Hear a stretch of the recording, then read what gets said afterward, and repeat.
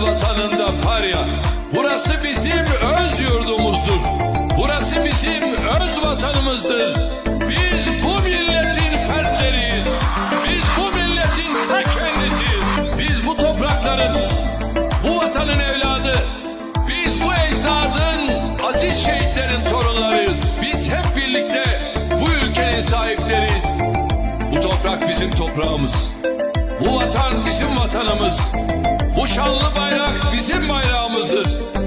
Biz kendi vatanında, kendi toprağında, kendi milletine karşı şiddete tevessül edenlerden asla olmayız.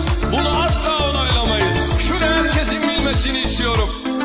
Bizim mücadelemiz hak mücadelesidir. Bizim mücadelemiz adalet mücadelesi, hukuk mücadelesi. Bizim mücadelemiz milletin değerleri.